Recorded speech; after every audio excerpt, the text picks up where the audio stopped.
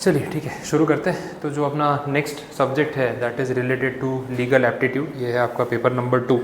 तो पहले मैं उसके बारे में थोड़ा आपको इंट्रोडक्शन दे दूँ कि एग्जैक्टली लॉज में हम क्या पढ़ने वाले हैं। हाँ, ऑफ ही कर दूँ थोड़ा टेम्परेचर। हाँ चलिए, तो लीगल एप्टीट्यूड का आपका पेपर है, पेपर नंबर 2, ठीक है। अब इसके अंदर हम टोटल 6 चैप्टर्स पढ़ने वाले हैं, ठीक है।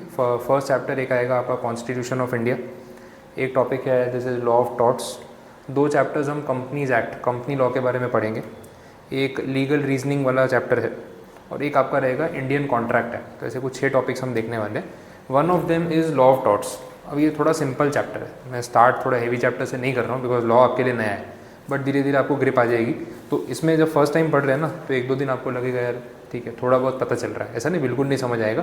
50% आपको सेटिस्फेक्शन मिलेगा, समझ आ रहा है, थोड़ा कुछ अलग या अजीब भी लग सकता है, बट 1-2 दिन के बाद थोड़ा बहुत आप उस फ्रेमवर्क में आ जाओगे कि हाँ भाई इसको ऐसे अप्रोच करना है, तो फिर प्रॉब्लम नहीं आएगा। तो थोड़ा पेशेंस रखना पड़ेगा, ज़रूरी नहीं कि आज के आज एकदम 100% आपको एक्सेप्टेंस आ जाए कि ऐसे होता है, 1-2 दिन के बाद ग्रिप अपने आप आ जाती है। तो इसलिए टॉपिक जो मैंने लिया सिंपल भी है, थोड़ा इंटरेस्टिंग भी है, एग्जाम्पल्स भी कुछ रेलिवेंट आएंगे तो आपको मज़ा आएगा। अब ये जो टॉपिक है लॉ ऑफ टॉर्ट्स, यूजुअली क्या होता है ना कि पर्टिकुलरली कोई भी कानून होता है ना, तो उसमें एक वर्ड यूज़ करते हैं दैट इज़ एक्ट, एक वर्ड यूज़ किया जाता है दैट इज़ एक्ट, ठीक है। बट यहाँ पे इन्होंने जो वर्ड यूज़ किया है ना, it is not act but it is law. अब इसका मतलब ये है कि ये आधा अधूरा कानून है, थोड़ा अजीब सा टॉपिक है, ऐसा मान लो। नॉर्मल प्रोसेस, कोई भी अपने देश में जितने भी कानून बने वो कैसे बनते हैं उसके बारे में आपको कुछ पता है क्या? इन जनरल थोड़ा बहुत लॉज के बारे में। कानून कौन बनाता है और कैसे बनते हैं, कहाँ पे बनते हैं? गवर्नमेंट बनाती है। और कहाँ पे बनते हैं? मिनिस्ट्री में डायरेक्टली बनते हैं या फिर कोई और जगह पे कानून पास होते हैं? कुछ सुना है इसके बारे में? थोड़ा उसके बारे में मैं आपको ब्रीफिंग दे देता हूँ, उसके बाद अपने इस टॉपिक पे चलते हैं तो ज़्यादा अच्छा है। जनरली लॉज की बात कर रहे थे, टॉर्ट्स पे फिर बाद में आएंगे, तो आपके लिए भी वो ईजी हो जाएगा। चलो ध्यान दो। अब देखो, पर्टिकुलरली कोई भी पर्टिकुलर लॉ या कानून जब बनता है ना, तो उसका प्रोसेस क्या है एकदम बेसिक समझते हैं इन जनरल, ठीक है। अब सबसे पहले तो जो गवर्नमेंट है, रूलिंग गवर्नमेंट, वो डिसाइड करती है कि कौन से सब्जेक्ट के ऊपर हमें कानून बनाना है। इंफॉर्मेशन टेक्नोलॉजी हो सकती है, साइबर क्राइम हो सकता है, क्राइम अगेंस्ट वीमेन हो सकता है, road accidents, over speeding, traffic rules, anything, ठीक है, XYZ कोई भी टॉपिक। गवर्नमेंट के पास डायरेक्टली कानून बनाने का पावर नहीं है, ये आपको ध्यान रखना है, बिकॉज हम पढ़ते हैं डेमोक्रेसी, भाई सबकी हाँ होनी चाहिए, सबको पूछना पड़ेगा, डेमोक्रेटिक सिस्टम है। तो गवर्नमेंट क्या करती है, एक ड्राफ्ट बनाती है। ड्राफ्ट का मतलब चार्ट बोल सकते हैं, या इसको इनकी लैंग्वेज में बोलते हैं बिल। गवर्नमेंट बोलती है कि हमारे तरफ से एक प्रपोजल है कि ऐसा एक कानून बनना चाहिए एक पर्टिकुलर सब्जेक्ट पे, और वो कानून सपोज मैं एक एग्जांपल ले रहा हूँ, इंफॉर्मेशन टेक्नोलॉजी एक्ट, इसका ईयर है 2000 ईयर में बना था, आज से 24 ईयर्स पहले, ठीक है। अब इंफॉर्मेशन टेक्नोलॉजी में क्या आएगा, ये साइबर क्राइम, क्रिमिनल ऑफेंसेस, ये सब जो चीज़ें होती है, जो इंटरनेट बेस्ड जो फ्रॉड्स होते हैं वो। तो इसके लिए जब कानून बनाना था, तो तब की गवर्नमेंट ने एक बिल प्रेजेंट किया। बिल में उन्होंने बोला कि हमारा प्रपोजल है कि ऐसा एक कानून होना चाहिए। प्रपोजल किसके आगे रखा? ये प्रपोजल रखा जाता है पार्लियामेंट में, पार्लियामेंट ऑफ इंडिया। अब आपने कुछ पढ़ा है इसके बारे में? पार्लियामेंट में 2 हाउसेज होते हैं। कौन से 2 हाउसेज होते हैं, कुछ नाम ध्यान है? विधानसभा और राज्यसभा, लोकसभा, ये 3 नाम है। अब जो पार्लियामेंट है सेंट्रल गवर्नमेंट की, उसमें 2 हाउसेज हैं, लोकसभा, राज्यसभा। अच्छा, जो विधानसभा आपने बोला ना, वो स्टेट लेवल पे होता है। जैसे गुजरात गवर्नमेंट है ना, तो उनकी जो अथॉरिटी है उसको विधानसभा बोलते हैं, वो स्टेट लेजिस्लेटिव असेंबली इंग्लिश में बोला जाता है। और यहाँ पे है Lok Sabha, Rajya Sabha, house of the people and house of the states, ऐसे बोला जाता है, ठीक है। अब ये जो है ना लोकसभा, इसको बोलते हैं लोअर हाउस, ये जूनियर है। और ये जो है ना, इसको बोलते हैं अपर हाउस, ये सीनियर है। ये 2 नाम है, ठीक है। अब जब भी रूलिंग गवर्नमेंट कोई बिल प्रेजेंट करती है, तो उनको पार्लियामेंट के दोनों हाउसेज में बिल प्रेजेंट करना पड़ता है। प्रपोजल लेके जाते हैं कि सर हमारी तरफ से ये प्रपोजल है कि ये कानून बनना चाहिए, देश को इसकी ज़रूरत है। तो ऑपोजिशन पार्टी और बाकी पार्टीज़ के मेंबर्स भी इसके ऊपर अपना वोट देते हैं कि कि हमारे हिसाब से कानून ठीक है गलत है। अच्छा ऐसा भी हो सकता है कोई चेंजेस का सजेशन आए कि आप कानून लेके आ रहे हो सही है बट इसमें ये पॉइंट चेंज होना चाहिए, तो ऐसे सजेशंस भी कंसिडर किए जाते हैं। तो सबसे पहले लोकसभा में एक वोटिंग प्रोसेस होता है, डेमोक्रेसी का मतलब ही वही है, सबकी सहमति ली जाएगी। तो वोटिंग प्रोसेस के थ्रू यहाँ पे ये बिल पास होता है। अगर लोकसभा में बिल पास हो गया तो नेक्स्ट कहाँ जाएगा, राज्यसभा में, ठीक है, अपर हाउस में। यहाँ पे भी वोटिंग होगी। अगर यहाँ पे बिल पास हो गया तो उसके बाद बिल जाता है प्रेसिडेंट ऑफ इंडिया इनके पास। अब प्रेसिडेंट ऑफ इंडिया जब फाइनल अप्रूवल दे देते हैं कि हाँ भाई ये कानून जो है आप पास कर लो, उसके बाद फाइनली ये जो बिल है ये क्या बन जाता है, एक्ट। तो कोई भी कानून एक प्रोसेस के थ्रू बनता है, ऐसे ही नहीं कि रैंडमली गवर्नमेंट ने बना दिया। इसके लिए बिल को पहले ये 3 स्टेजेस से पास होना पड़ता है, फिर वो एक्ट में कन्वर्ट होता है। बेसिक क्लैरिटी आ गई, समझ आ गया। अब आगे की बात ये है कि हम जब अभी अपने टॉपिक पे बात कर रहे थे, that was law of torts, इस पे भी थोड़ा बात कर लेते हैं। अब ये ना ब्रिटिशर्स के टाइम पे बना हुआ एक कानून है, एक्ट नहीं बन पाया, एक लॉ के फॉर्म में था, मतलब वो एक्ट में कन्वर्ट नहीं हो पाया। ब्रिटिशर्स इसके ऊपर काम कर रहे थे, अपने को पता है इंडिया में उन्होंने कितने साल रूल किया, तो 1947 से पहले ही बन रहा था। अब जब वो इंडिया से गए तो अचानक जाना पड़ा, तब ये कंप्लीट नहीं हुआ था। तो इसको जैसा था वो तो आधा अधूरा छोड़ के चले गए। अब बाद में गवर्नमेंट के पास ये ऑप्शन था कि वो इसको कंप्लीट करे ना करे। गवर्नमेंट ने क्या किया, इसको ऐसे ही रहने दिया जैसा है, और उनका काम है, हम क्यों करें, हमारे पास बहुत काम है, रहने दो। तो लॉ ऑफ टॉर्ट्स एक इनकम्प्लीट लॉ है, it is not a complete act जिसमें ये प्रोसीजर हुआ हो। पहले आपको ये चीज़ बेसिक समझनी आए यहाँ तक समझ में। अब आगे की बात कर लेते हैं। देखो जो केसेस होते हैं, आपने सुना होगा एक सिविल मैटर होते हैं और एक होता है क्रिमिनल मैटर। दोनों में फ़र्क क्या है वो समझ लो। क्रिमिनल मैटर मतलब जहाँ पे आपने कोई क्राइम किया, चोरी की, मर्डर किया, किसी के ऊपर अटैक कर दिया, वैसी सब चीज़ें, that is called a crime, जिससे किसी का नुकसान किया आपने। सिविल मैटर वो होते हैं जहाँ पे डिस्प्यूट होता है, कोई झगड़ा है। अर्जेंट है फ़ोन तो ले लो भले।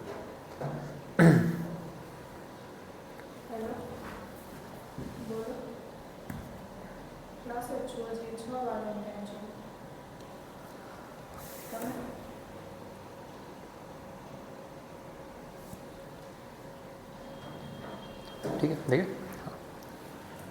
हाँ, तो जो सिविल मैटर्स है, सिविल मैटर में यूजुअली डिस्प्यूट होता है। अब जैसे आप और मैं एक पार्टनरशिप फर्म में काम कर रहे हैं, साथ में पार्टनर्स हैं, बिजनेस कर रहे हैं, और बिजनेस में कोई डिस्प्यूट हो गया, आप कुछ और बोल रहे हो, मैं कुछ और बोल रहा हूँ। अब ये मैटर सॉल्व कौन करेगा, झगड़ा कौन निपटाएगा, तो इसके लिए अपने कोर्ट में जाएंगे। फिर फैमिली बिजनेस होता है, आपने पढ़ा HUF के बारे में, हिंदू अनडिवाइडेड फैमिली। तो HUF बिजनेस में भी झगड़ा हो जाता है, बंटवारा हो जाता है, पार्टीशन हो जाता है। वो मैटर कौन सॉल्व करेगा, कोर्ट सॉल्व करेगा। हस्बैंड वाइफ फैमिली मैटर्स का डिस्प्यूट होता है, प्रॉपर्टी का डिस्प्यूट होता है। तो डिस्प्यूट का मतलब है आप कुछ और बोल रहे हो, मैं कुछ और बोल रहा हूँ। अब सही कौन गलत कौन फैसला कौन करेगा, कोर्ट करेगा। तो ऐसे मैटर्स को हम क्या बोलते हैं, that is called a civil matter. कहाँ चला गया ये, तो इसको हम क्या बोलेंगे, इसको बोलेंगे सिविल मैटर। इसमें किसी ने कोई कानून नहीं तोड़ा है, कोई क्राइम नहीं किया है, झगड़ा है, सुलझा लेंगे। दूसरे जो मैटर होते हैं उसको हम क्या बोलते हैं, तो क्रिमिनल मैटर। क्रिमिनल का मतलब वही चोरी, डकैती, किसी पे आपने अटैक कर दिया, वो सब चीज़ें। अब लॉ ऑफ टॉर्ट्स जो है वो किसके बारे में बात करता है, हमें ये समझना है। Law of torts mainly civil matters के बारे में बात करता है मेजरली। तो इसमें कौन कौन से केस आपको मिलेंगे, सिविल वाले। क्रिमिनल वाले ना के बराबर है, कुछ एक आध केस कवर हो जाता है, बाकी सारा फोकस उनका सिविल लॉज पे था, क्रिमिनल मैटर्स पे नहीं था जब वो टॉर्ट्स का कानून बना रहे थे। अभी टॉर्ट्स क्या होता है, पहले तो मीनिंग समझ लेते हैं वर्ड का। टॉर्ट्स का सिंपल मतलब है रॉन्ग। टॉर्ट्स का सिंपल मतलब है रॉन्ग, ठीक है। इंग्लिश में इसका इक्विवेलेंट है रॉन्ग। एक फ्रेंच वर्ड है टॉर्टम, उस पे से आया ये टॉर्ट्स। ये फ्रेंच वर्ड है, ये लैटिन वर्ड है, और ये तो अपना रेगुलर इंग्लिश वर्ड है। ये सब चीज़ें MCQ में काम आती, इसलिए बता रहा हूँ। आगे फ्यूचर में आपको फ्रेंच लैटिन कोई नहीं पूछने वाला, लेकिन MCQ एग्जाम में तो ये सब पॉइंट्स यूज़ होते हैं। तो टॉर्ट्स होता क्या है वो समझ आया। लॉ ऑफ टॉर्ट्स का मतलब क्या है, एक ऐसा कानून जो सिविल मैटर्स के बारे में बात करता है। टॉर्ट का मतलब रॉन्ग, की हुई गलती, तो गलती की सज़ा मिलती है या उसका कॉम्पनसेशन भरना पड़ता है, सिंपल सी बात है। तो this is the basic point जिसके बारे में हम यहाँ पे बात करने वाले हैं। अब जो आपका नोट्स में मटेरियल है वो देख लेते हैं, तो उससे भी क्लैरिटी आ जाएगी कि एग्जैक्टली यहाँ क्या हो रहा है। ठीक है, चलिए इंट्रोडक्शन में देखते हैं। जैसे मैंने आपको बोला कि भाई टॉर्ट का मतलब क्या है, तो इट इज़ रॉन्ग। ठीक है, इसका सिंपल ट्रांसलेशन हो गया। फिर देखो वो बोल रहे हैं एवरी रॉन्ग और wrongful act is not a tort. इस बात को मैं थोड़ा सा क्लैरिफाई कर देता हूँ, ध्यान दो। टॉर्ट का मतलब क्या बोला उन्होंने, रॉन्ग। बट जितने भी चीज़ें रॉन्ग में आती है या जो भी चीज़ें गलत है, वो सारी चीज़ें टॉर्ट हो ये ज़रूरी नहीं है। तो इसका मतलब ये है, ये सिलेक्टेड लिस्ट है, सिलेक्टेड या फिर लिमिटेड लिस्ट है। कुछ पर्टिकुलर रॉन्ग इन्होंने यहाँ पे एनलिस्ट कर रखे हैं, जिनको एक कैटेगरी में डाल दिया और उसका नाम रख दिया टॉर्ट। हर की हुई गलती टॉर्ट नहीं होती, कुछ गलतियाँ टॉर्ट होती है, कुछ गलतियाँ टॉर्ट नहीं होती। तो इसका मतलब ये सिलेक्टेड लिस्ट है। Not every wrongful act is a tort. Simple terms में इतना बोला, ठीक है। और कौन से टाइप के रॉन्ग यहाँ पे कवर किए, जैसे मैंने बोला सिविल रॉन्ग, क्रिमिनल वाले यहाँ पे कवर नहीं होते। एक आध होता है, वो मैं आपको आगे टॉपिक में बताऊँगा तो पता चलेगा। आगे बढ़ते हैं।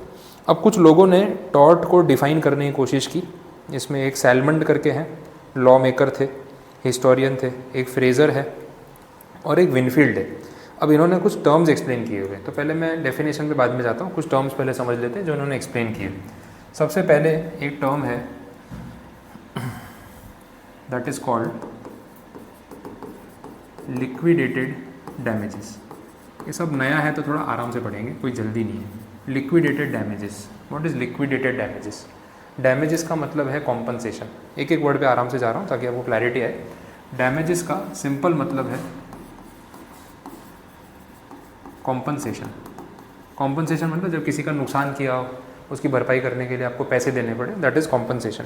तो डैमेजेस का मतलब यहाँ पे कॉम्पनसेशन होगा। लिक्विडेटेड का क्या मतलब है, अब इस पे आते हैं। आपके और मेरे बीच में कॉन्ट्रैक्ट हुआ, बिजनेस कॉन्ट्रैक्ट। मैंने बोला मैं कुछ गुड सप्लाई करूँगा, सामने आप मुझे कुछ काम करके दोगे या कुछ पैसे दोगे, तो कॉन्ट्रैक्ट हो गया, पेपर वर्क कर लिया। अब उसमें हमने कंडीशन लगा दी। कंडीशन ये लगाई कि अगर आपने या मैंने, अपन दोनों में से किसी ने भी वो कॉन्ट्रैक्ट तोड़ दिया, मतलब जो उसमें बोला था वो काम पूरा नहीं किया, तो हम एक दूसरे को कॉम्पनसेशन देंगे। जो नुकसान करेगा दूसरे को पेनल्टी भरेगा, और पेनल्टी का अमाउंट हमने फिक्स कर लिया। वो अमाउंट है 1 लाख रुपये, ठीक है, 1 लाख रुपीज़ फिक्स कर दिया। तो अगर कॉन्ट्रैक्ट तोड़ा मैंने, तो मुझे पता है ना मुझे आपको कितने पैसे देने, 1 लाख। अगर आपने कॉन्ट्रैक्ट तोड़ा तो आप भी 1 लाख रुपए दोगे, ठीक है। तो लिक्विडेटेड का मतलब होता है कि जब पैसों के टर्म्स में एक दूसरे को कितना चुकाना है वो हमें पता हो, दैट इज़ लिक्विड। लिक्विड मतलब कैश, लिक्विड कैश। तो अगर ये अमाउंट डिफाइंड है, या तो ये अमाउंट फिक्स हो या अमाउंट कैलकुलेट करने का कोई फॉर्मूला फिक्स हो कि भाई ऐसे गिन लेंगे, तो भी वो लिक्विडेटेड डैमेजेस में आ सकता है। डैमेजेस मतलब कॉम्पनसेशन, लिक्विडेटेड मतलब जहाँ पैसों के टर्म्स में कितना लेना देना है पता है। अब इसके ऑपोजिट एक और टर्म आता है, दैट इज अनलिक्विडेटेड। अब आपको नाम से समझ आ रहा है कि इसका मतलब क्या होगा, कि जहाँ पे नहीं पता है कि एक दूसरे को कितना पैसा चुकाना है। तो अगर कॉन्ट्रैक्ट तोड़ा मैंने, आपका नुकसान किया, तो उस नुकसान की मॉनेटरी वैल्यू कितनी, वो हमने पहले से कुछ तय नहीं किया है। अब इस बात को लेके झगड़ा हो रहा है। आप बोल रहे हो सर हमारा 5 लाख रुपए का नुकसान हुआ है, 5 लाख रुपए लगेंगे। मैं बोला इतने थोड़ी होते हैं भाई, 5 लाख तो बहुत ज़्यादा है, कैसे गिना आपने? अभी तो झगड़ा हो गया, कितने पैसे देने हैं कितने नहीं। तो ऐसी सिचुएशन में कॉम्पनसेशन का अमाउंट डिसाइड कौन करे? आप और मैं तो करेंगे तो झगड़ा होगा। तो तीसरा ऑप्शन क्या बचता है? भाई कोर्ट में चले जाओ, कोर्ट को बोलो कि सर ऐसा ऐसा हो गया है, अब डैमेजेस तो हमने फिक्स किए नहीं थे, आप बता दो मैं इसको कितना कॉम्पनसेशन दे। तो 5 लाख रुपए मांग रहे हैं, इतना थोड़ी होता है। कोर्ट बोलेगा ठीक है आपकी सिचुएशन बता दो, हम उस हिसाब से गिन के बता देंगे, उतने पैसे आप दे देना। तो इसको हम क्या बोलेंगे? This is unliquidated damages. समझ आया?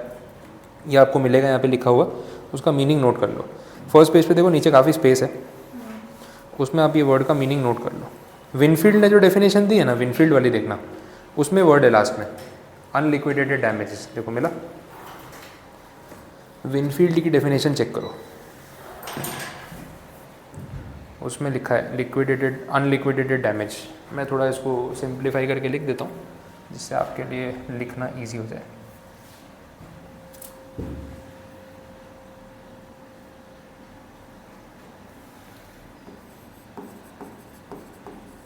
ऐसे लिख लो, डैमेजेस का मतलब कॉम्पनसेशन,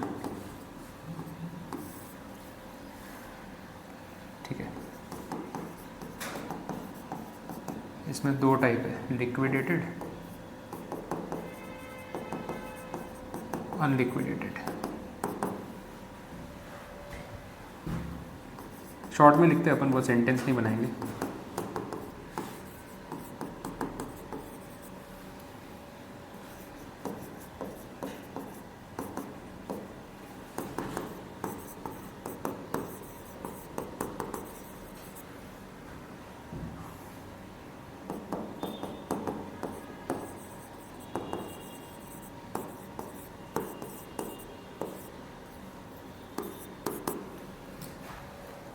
सिंपल लिख लो। लिक्विडेटेड का मतलब अमाउंट इज ऑलरेडी डिफाइंड, पता है कि भाई पैसों के टर्म्स में एक दूसरे को कितना चुकाना है।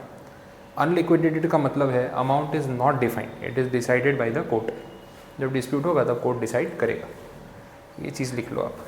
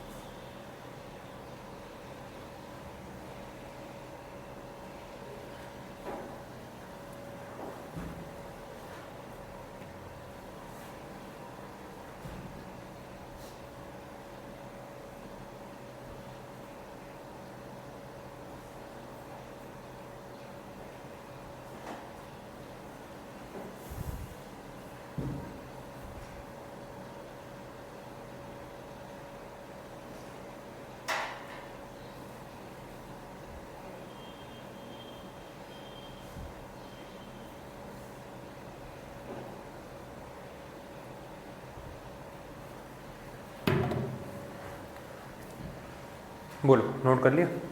Clear, basic meaning. आगे बढ़ते हैं।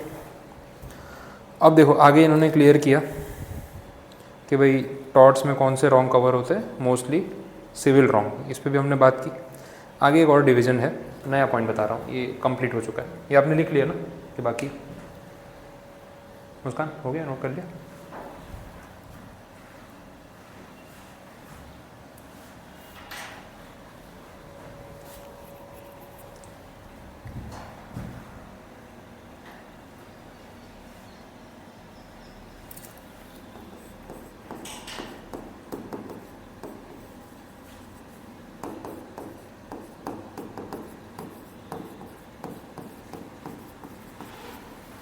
दो टर्म्स हैं, थोड़ा लैटिन में है ये, इंग्लिश में नहीं है इसलिए अलग ही लगेंगे। Just in rem Latin term है, इंग्लिश लैंग्वेज जिस पे से बनी है ना, दैट इज़ लैटिन लैंग्वेज, ठीक है। तो उसमें है जस्ट इन रेम, और दूसरा टर्म है उसको बोलेंगे जस्ट इन पर्सोनम। इसका मीनिंग समझ लो, इसका सिंपल ट्रांसलेशन है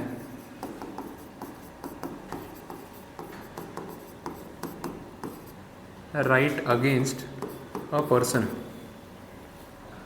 और इसका मीनिंग है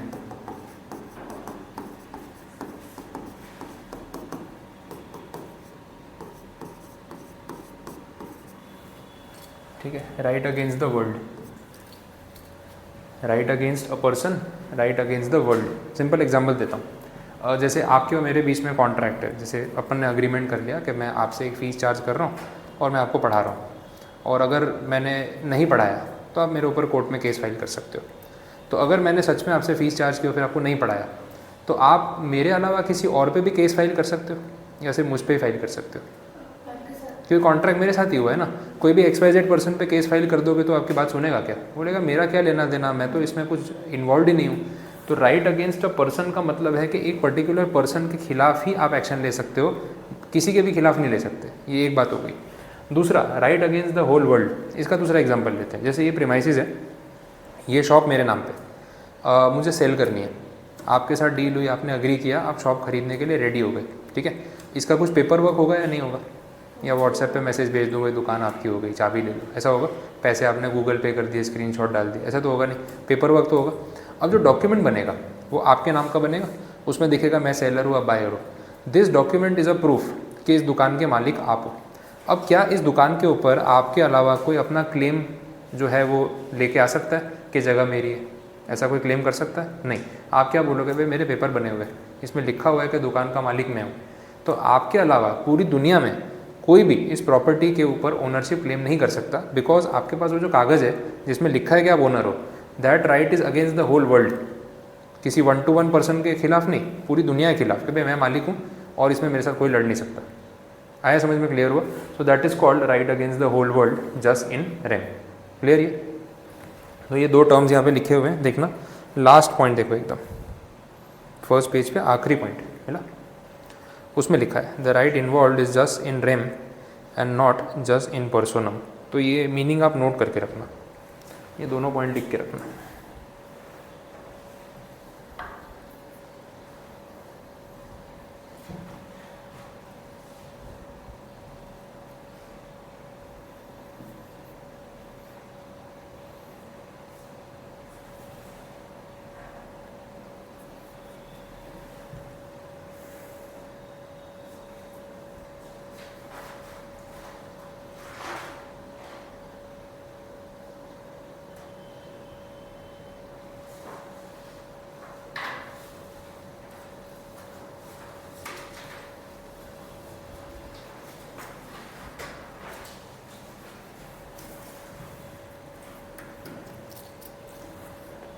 ठीक है, हो गया, नोट कर लिया। चलो देखते हैं आगे नेक्स्ट पेज पे। यहाँ पे दे रखी है general conditions of liability for a tort. थोड़ा अब इजी लगेगा आपको, ये थोड़ा टेक्निकल हो रहा था, अब चीज़ें सिंपल हो जाएंगी। ठीक है, general conditions of liability for a tort. किसी भी एक्टिविटी के टॉर्ट होने के लिए क्या ज़रूरी है? सबसे पहले उसमें बोला कि आपकी एक्टिविटी एक रॉन्गफुल एक्ट होनी चाहिए। रॉन्गफुल एक्ट का मतलब जो आपने किया वो कानूनी तौर पे गलत है, सिंपल। दूसरा बोला है उसकी वजह से किसी का नुकसान हुआ हो, ये ज़रूरी है, तो उसके लिए वर्ड यूज़ किया लीगल डैमेज, और कानून में उसकी कोई सॉल्यूशन या कोई सुविधा है जिससे आपको जस्टिस मिल सके, उसको बोलेंगे लीगल रेमेडी। तो आपको यहाँ पे 3 चीज़ें दिखेंगी। To constitute a tort there must be a wrongful act, wrongful act must result in legal damage to another. उसमें सिर्फ डैमेज नहीं लिखा है, सिर्फ लीगल डैमेज लिखा है, उसका अपना मतलब है, वो समझेंगे। और उसके सामने कानून में कोई ना कोई सॉल्यूशन या लीगल रेमेडी होनी चाहिए। तो 3 वर्ड्स पे फोकस करेंगे। एक है रॉन्गफुल एक्ट, दूसरा है लीगल डैमेज, और तीसरा लीगल रेमेडी। 3 वर्ड्स हैं, इन तीनों पे फोकस करते हैं, इसका मतलब समझते हैं। सबसे पहले बोला रॉन्गफुल एक्ट का मतलब क्या है। इसमें बताया हुआ है रॉन्गफुल एक्ट वो जहाँ पे किसी भी पर्सन के लीगल राइट्स रोके जा रहे हैं। अगर मैं आपका कोई कानूनी हक आपसे छीन लूँ तो वो रॉन्गफुल एक्ट है। अब कानूनी हक में क्या आ सकता है, देख लो, एग्जांपल्स भी हैं। राइट ऑफ रेप्यूटेशन, आपकी रेप्यूटेशन मेंटेन करने का आपको राइट है या नहीं। रेप्यूटेशन मतलब आपकी रिस्पेक्ट, सोसाइटी में आपकी इमेज। अच्छा, मैं आपके बारे में पब्लिकली भला बुरा बोल रहा हूँ जो झूठ है कि ये तो ऐसे हैं वैसे हैं ये वो करके, और लोगों को भड़का रहा हूँ, गलत बोल रहा हूँ, तो क्या आप ये चीज़ एक्सेप्ट करोगे या आप इसके खिलाफ कोई एक्शन ले सकते हो? एक्शन ले सकते हैं। तो ये एक्टिविटी रॉन्गफुल है, गलत हो गई। दूसरा, right of bodily safety and freedom, मतलब आपकी फिजिकल सेफ्टी का आपको राइट है या नहीं। अच्छा, कोई भी चलते फिरते आपको मार पीट के चला जाए, चलेगा ऐसे? आते जाते थप्पड़ लगा के चला गया, धक्का वक्का मार के गिरा दिया, आप कुछ बोल ही नहीं सकते, ऐसा होगा? अगर ऐसा कोई करेगा तो आप उसके खिलाफ कानूनी एक्शन ले सकते हो या नहीं? डेफिनेटली। तो वो जो कर रहा है वो रॉन्गफुल एक्ट है, वैसी बात हो गई। ऐसे ही कोई भी अगर कानूनी राइट हो जो रोका जा रहा है तो उसको रॉन्गफुल एक्ट बोलेंगे, सिंपल। नेक्स्ट, लीगल डैमेजेस, ये इंटरेस्टिंग है, देखते हैं what is legal damage. Damage और लीगल डैमेज में जो फ़र्क है ना, वो आपको यहाँ पे अभी समझ आएगा, इसलिए मैं लीगल वर्ड पे बार बार फोकस कर रहा था। देखो, कितनी बार ऐसा होता है किसी की वजह से आपका नुकसान हो रहा है लेकिन कानून उसमें आपकी कोई मदद नहीं कर सकता। हो रहा है तो हो रहा है, हम क्या कर सकते हैं, ये वैसी बात होगी, ठीक है। तो उसके बारे में बात कर लेते हैं। जैसे एक एग्जाम्पल दे रहा हूँ, सपोज़ आपकी ना एक शॉप है और उस शॉप में आप कुछ गुड्स सेल करते हो। FMCG बोलते हैं, कैटेगरी है। FMCG मतलब वो किराने की दुकान होती है घर के पास, जहाँ पे डे टू डे सामान मिलता है आपका, ठीक है, वो साबुन और वो सारी चीज़ें, दाल चावल आटा, ये सब, तो इसको बोलेंगे FMCG। FMCG का मतलब होता है फास्ट मूविंग कंज्यूमर गुड्स, इसका फुल फॉर्म है, शॉर्ट में किराने की दुकान। अच्छा, आपने देखा होगा घर के आसपास कहीं पे किराने की दुकान हो, उसके बाजू में भी किराने की दुकान है, ऐसे कभी देखा है? लाइन में होती है 2 किराने की दुकान। लॉजिक ही नहीं बनता है ना यार, सेम सामान 2 दुकान में बेच रहे हो। अब होता क्या है पता है, एक शॉप बाजू में किसी और ने भी स्टार्ट कर दी, क्या इस शॉप से इसके ऊपर कोई असर पड़ता है? कोई फ़र्क पड़ता है उसको, उसके बिज़नेस पे? बोलो, या नहीं पड़ता है? अगर ये अकेली शॉप होती तो हर कोई इससे सामान खरीदता। अब क्योंकि बाजू में आपने भी ये शॉप स्टार्ट कर दी ना, तो आधे कस्टमर आपके पास आ गए। ऐसा हो रहा है। अब ये पहला शॉपकीपर आपके ऊपर पुलिस केस फाइल करता है, बोले आपने मेरे बाजू में दुकान क्यों खोली, आपकी वजह से मेरा बिज़नेस आधा हो गया, जितना मेरा नुकसान हुआ है ना मुझे कॉम्पनसेशन चाहिए। बोलो कोर्ट कॉम्पनसेशन देगा या नहीं देगा? कोर्ट क्या बोलेगा, यार इसमें कॉम्पनसेशन वाली क्या बात है? फिर आप बोलोगे नहीं सर हमारा नुकसान तो हुआ है। अरे भाई वो भी अपना बिजनेस कर रहा है लीगली, आप भी अपना बिजनेस कर रहे हो। आपने किराने की दुकान खोली तो क्या पूरे शहर में और कोई दुकान नहीं खोल सकता? ऐसे थोड़ी ना होगा। तो ये तो कंपटीशन हो गया ना, तो कंपटीशन में एक दूसरे का लॉस तो होता ही है। बट क्या उस चीज़ का कानून में कोई सोल्यूशन है? कोर्ट कुछ कर सकता है कि आपकी दुकान बंद करा दी कि भाई वो कमा रहा है उसको कमाने दो? ऐसे थोड़ी ना होता है। ठीक है, समझ आए? तो यहाँ पर डैमेज तो हो रहा है, मेरी दुकान की वजह से आपकी दुकान का नुकसान हो रहा है, लेकिन क्या आपको कोई सॉल्यूशन मिल सकता है इसका? नहीं। ठीक है, तो this is a damage but this is not a legal damage, कि कोर्ट इसमें आपकी कोई मदद नहीं कर सकता। अब इसके लिए टर्म यहाँ पे इन्होंने यूज़ किया, वो भी लैटिन में ही है, उसको बोलते हैं डैमनम साइन इंजूरिया। मिला? थोड़ा प्रोनाउंसिएशन लैटिन में है, damnum sine injuria, damage without injury. उसका ट्रांसलेशन वैसे लिखा हुआ ही है, आप अंडरलाइन कर सकते हो। Damnum sine injuria, damage without injury.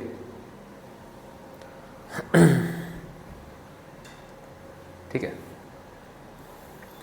मतलब डैमेज हो रहा है लेकिन कोर्ट उसको इंजरी नहीं मानता, कोर्ट उसमें आपकी कोई मदद नहीं कर सकता। उसको बोलते डैमेज विदाउट इंजरी। साइन का मतलब विदाउट, इंजूरिया मतलब इंजरी, डैमनम मतलब डैमेज। ठीक, ट्रांसलेशन आपको पता चल गया, मतलब पता चला क्या मीनिंग है? क्लियर है? सिंपल एग्जाम्पल है। दूसरा पॉइंट देखते हैं, ये रोजे बंद कर देता हूँ। दूसरा पॉइंट देखते हैं, injuria sine damnum, this is injury without damage. इसका एग्जाम्पल भी देखते हैं, आपको आइडिया आएगा क्या हो रहा है। अब थोड़ा इमेजिन करना है इसमें। अब सिचुएशन ऐसी है कि आपका ना एक अच्छा सा बंगलो है, बड़ा सा बंगलो, और कैसा बंगलो है, उसके आगे गार्डन है, गार्डन के सामने ऐसे सी फेसिंग बंगलो है, ठीक है, सामने बीच बना हुआ है, ऐसे सब है। तो आपका अकेले का बंगलो तो होगा नहीं, वो क्या है ना, पूरी सोसाइटी बनी हुई है, ऐसे बीच बना हुआ है, और यहाँ पे ना बहुत सारे घर बने हुए हैं। ये आपका घर है और ये पूरा रोड कनेक्टेड है, ये आगे बीच बना है और यहाँ पे ना सोसाइटी का रोड है, कॉर्नर बंगलो है आपका। अब अच्छा खासा गार्डन है और भी घर बने हुए हैं यहाँ पे बहुत सारे, ये सिचुएशन है, ऐसी पूरी सोसाइटी बनी हुई है। अब आप इस घर में रहते हो, अच्छी खासी बालकनी है, गार्डन है, बीच दिखता है, सनसेट व्यू आता है, मॉर्निंग में अच्छा सनराइज़ व्यू आता है, तो वैसा चल रहा है।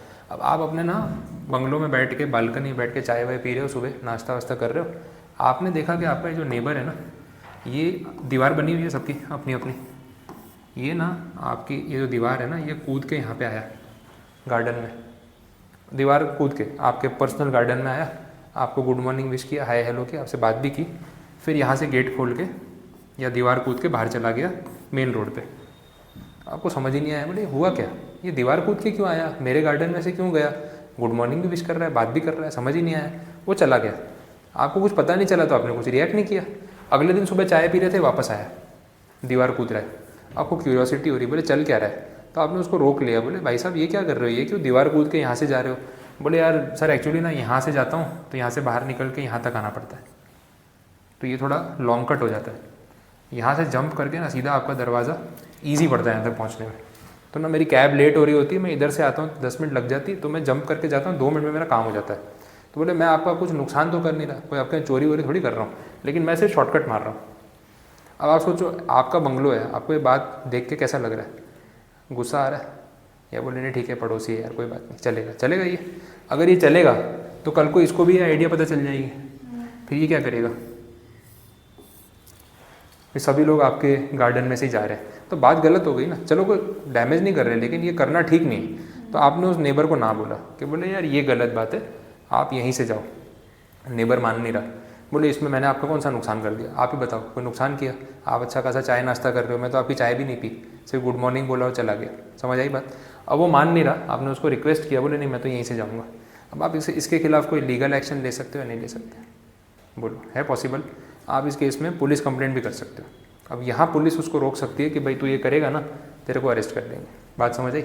भले उसका एक्चुअली में कुछ डैमेज नहीं किया, नुकसान नहीं किया, लेकिन जो कर रहा है वो गलत है, ये नहीं चलेगा। ठीक है, अच्छा इसके लिए एक वर्ड है, उसको बोलते हैं ट्रेस पासिंग।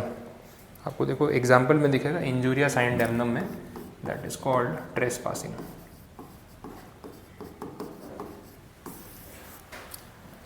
ठीक है। ट्रेस पासिंग मतलब किसी की प्राइवेट प्रॉपर्टी में इलीगली एंटर करना विदाउट परमिशन, उसको बोलते हैं ट्रेस पासिंग। ठीक है, ये वर्ड ध्यान रखना, आपको 3rd पेज पे ना वो एग्जाम्पल में मिलेगा ग्रे बॉक्स में, उसमें लिखा है।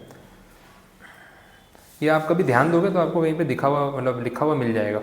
जैसे सोसाइटीज़ हैं बहुत सारी, उसमें बंगलोज़ हैं। अब है ना किसी की ज़मीन खाली पड़ी है, बीच में ना एक प्लॉट खाली पड़ा है यहाँ पे, उसने घर नहीं बनाया, तो उसने ना बाहर एक बोर्ड लगा दिया कि this is a private property, this property belongs to so and so person, trespassing is prohibited या it is a criminal offence. इसका मतलब अगर आपने इस प्रॉपर्टी में मेरी मर्ज़ी के बिना एंटर किया, गेट बनवा के दीवार बनवा दी, अब कोई चढ़ के अंदर गया तो वो ट्रेस पासिंग माना जाएगा और मैं पुलिस कंप्लेंट कर सकता हूँ। प्राइवेट प्रॉपर्टी है, पब्लिक प्रॉपर्टी नहीं।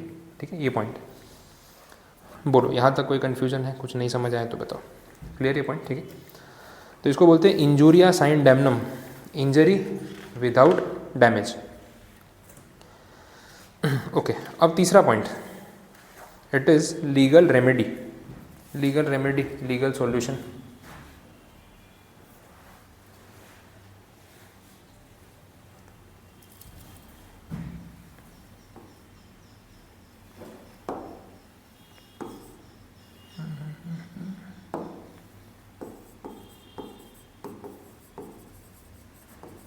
इसके 2 पार्ट हैं, एक है जुडिशियल और दूसरा है एक्स्ट्रा जुडिशियल।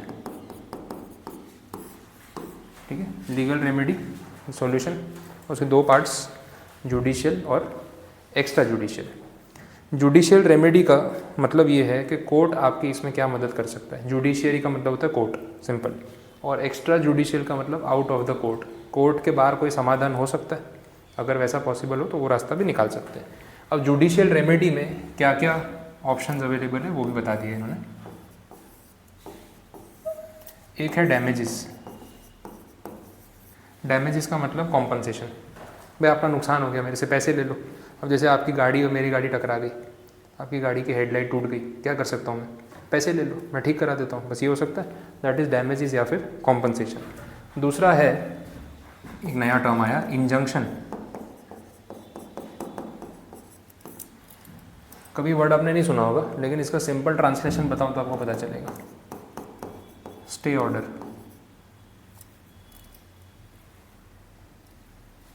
मे भी कहीं सीरीज में, मूवी में कहीं पे देखा हो आपने या सुना हो ये term, that is stay order. Stay order का मतलब कोर्ट रोक लगा देता है कि आप ये काम नहीं कर सकते, उसको स्टे ऑर्डर बोलते हैं। जैसे सपोज ये ज़मीन है, आपने मेरी ज़मीन पे कब्ज़ा कर लिया और उस पर प्रॉपर्टी बनानी शुरू कर दी, तो ऐसा चलेगा क्या? मुझे पता चला तो मैं क्या करूँगा? पहले कोर्ट में जाऊँगा, मैं बोलूँगा कि भाई ये कंस्ट्रक्शन रोको, मेरी ज़मीन पे कैसे इसने कंस्ट्रक्शन करना शुरू कर दिया। तो कोर्ट इसके ऊपर क्या लगा देगा? स्टे ऑर्डर, कि भाई जब तक ज़मीन की ओनरशिप का फैसला नहीं हो जाता कोई इसके ऊपर कोई कंस्ट्रक्शन नहीं कर सकता। दैट इज़ कॉल्ड इंजंक्शन और स्टे ऑर्डर। तो ये कोर्ट के पास दूसरा सॉल्यूशन है। तीसरे पॉइंट पे चलते हैं, specific restitution of property, short में लिख रहा हूँ। स्पेसिफिक रिस्टिट्यूशन ऑफ प्रॉपर्टी का क्या केस है, इसका भी एक एग्जांपल बताता हूँ। जैसे सपोज़ ये प्रीमाइसेस है, अब ये प्रीमाइसेस आपके नाम पे, ये शॉप आपकी प्रीमाइसेस आप यूज़ करते हो, मुझे ये शॉप चाहिए, ख़रीदनी है, तो मैंने आपको रिक्वेस्ट किया कि भाई शॉप बेचना चाहते हो तो पैसे ले लो। अच्छा, आपने मना कर दिया, बोले नहीं हम इंटरेस्टेड नहीं है शॉप बेचने में, हमारी जगह है, हमें चाहिए। मैंने क्या किया, ताला वाला तोड़ के अंदर घुस गया और आपकी जगह पे कब्ज़ा कर लिया। अब आप आए, बोले सर ये क्या बात हुई? मैंने बोला देखो मुझे ये शॉप चाहिए, पैसे भी देने को तैयार हूँ, और आपको अगर पैसे नहीं चाहिए तो बाजू में सेम दुकान है इसी साइज़ की, या ऊपर वाले फ्लोर पे या नीचे वाले फ्लोर पे, वो दिला देता हूँ, लेकिन मुझे ये प्रीमाइसेस तो चाहिए कुछ भी करके। तो ऐसा मैं करूँ तो ये चलेगा क्या? आप बोले ठीक है अच्छे पैसे दे दो हम चले जाएंगे, दूसरी दुकान दे दो चले जाएंगे। ये तो फिर कोई भी किसी की प्रॉपर्टी पे भी कब्जा कर लेगा। बात समझ आ रही? तो इसका दूसरा सॉल्यूशन ये निकाला गया कि अगर ऐसा कोई करता है तो प्रॉपर्टी ही वापस देनी पड़ेगी। अगर कोई गैर कानूनी कब्जा करता है तो प्रॉपर्टी वापस करनी ही पड़ेगी। उसको बोलते हैं specific restitution of property. Property ही वापस देनी पड़ेगी स्पेसिफिक, उसके बदले पैसे दे दो वो नहीं चलेगा। हाँ, लेकिन आपकी गाड़ियों में गाड़ी टकरा गई, लाइट टूट गई, अब वही टूटी हुई लाइट तो मैं वापस दे नहीं सकता, उसमें क्या ऑप्शन है? पैसे दे सकता हूँ या नई लाइट लगवा के दे सकता हूँ, तो वो डैमेजेस में आ जाता है। तो मूवेबल गुड्स में अपने डैमेजेस बोलते हैं, प्रॉपर्टी के मामले में स्पेसिफिक रिस्टिट्यूशन बोलते हैं। ठीक है, ये चीज़ें क्लियर है? तो ये हो गया जुडिशियल रेमेडी वाला पार्ट। देखो इसमें टर्म्स लिखे हुए हैं पेज 3 पे आपको सेकेंड लास्ट पॉइंट में मिलेंगे। डैमेजेस, इंजंक्शन, स्पेसिफिक रिस्टिट्यूशन, उसका मीनिंग लिख लो, बाद में फिर ध्यान नहीं रहेगा। डैमेजेस का मतलब तो मैंने आपको बता ही दिया, कॉम्पनसेशन।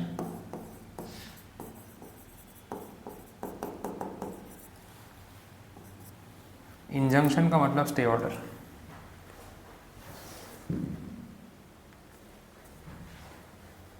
और specific restitution of property, property वापस करनी पड़ेगी, स्पेसिफिक प्रॉपर्टी रिटर्न करनी पड़ेगी, शॉर्ट में लिख सकते हो, अपने वर्ड्स में लिख लो तो भी चलेगा, आपको नेक्स्ट टाइम याद आना चाहिए कि क्या बोला था।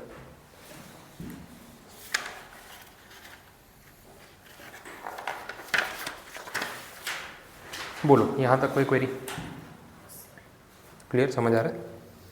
अब कुछ एक्स्ट्रा जुडिशियल रेमेडीज़ भी हैं, कोर्ट के बाहर सेटलमेंट हो जाना, कोर्ट में ना जाना पड़े, वो आंसर चैप्टर के एंड में भी दे रखा है, तो मैं यहाँ पे भी डिटेल में नहीं जा रहा हूँ, वो मैं आपको लास्ट में करवाऊँगा। तो अभी उस पॉइंट को अपन पेंडिंग रख रहे हैं, वो बाद में कल डिस्कस करेंगे वैसे। इसके बाद लास्ट टॉपिक है, that is called mens Riya. Mains रिया का मतलब है गिल्टी माइंड, गिल्टी इंटेंशन, इसका ट्रांसलेशन है, आपको इसमें लिखा हुआ मिल जाएगा। मेंस रिया का मतलब क्या है? Guilty mind.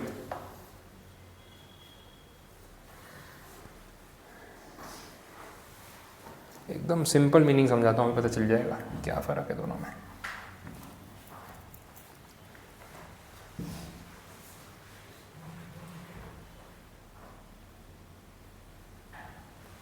चलो, सबसे पहले गिल्टी माइंड की बात हो रही है ना, ऐसी जो सिचुएशन है कि आप है ना कार लेके निकले और कार से हो गया एक्सीडेंट, और एक्सीडेंट में हो गई डेथ,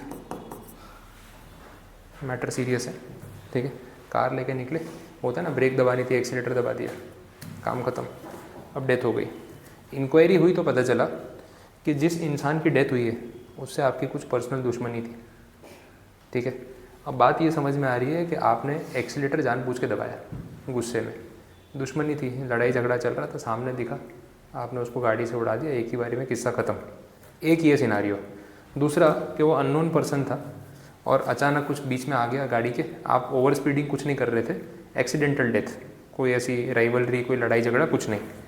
दोनों में सज़ा सेम होगी, डेथ तो हुई है, या सज़ा अलग होगी? अलग होगी। हाँ, जानबूझ के किसी को मारना, इंटेंशन, देखो एक्शन सेम है, एक्सीडेंटल डेथ, कार एक्सीडेंट से डेथ, लेकिन इंटेंशन मैटर करता है ना। अगर आपने जानबूझ के किया ना तो फिर वो गिल्टी माइंड है, सोच समझ के आपने किसी पे अटैक किया। और एक होता है एक्सीडेंट, आपका कोई इच्छा नहीं थी ऐसा कुछ करने की, अचानक गाड़ी के आगे आ गया, टकरा गया, डेथ हो गई। सज़ा इसमें भी हो सकती है, जेल जाना पड़ सकता है अगर आप ओवर स्पीडिंग कर रहे हो, ऐसा कुछ है। लेकिन नॉर्मल स्पीड पे चला रहे हो और आपकी गलती ना होते हुए एक्सीडेंट हुआ है तो शायद कुछ फ़ाइन पे करके आपको छोड़ देंगे, या बहुत नॉमिनल जेल हो सकती है। लेकिन इसमें तो क्या होगा, मर्डर का चार्ज लगेगा। आपने वो मूवीज़ में सुना, एक सेक्शन होता है मर्डर के लिए, IPC 302, सुना है ऐसा कुछ? दैट इज़ मर्डर, इसमें फांसी हो सकती है आपको।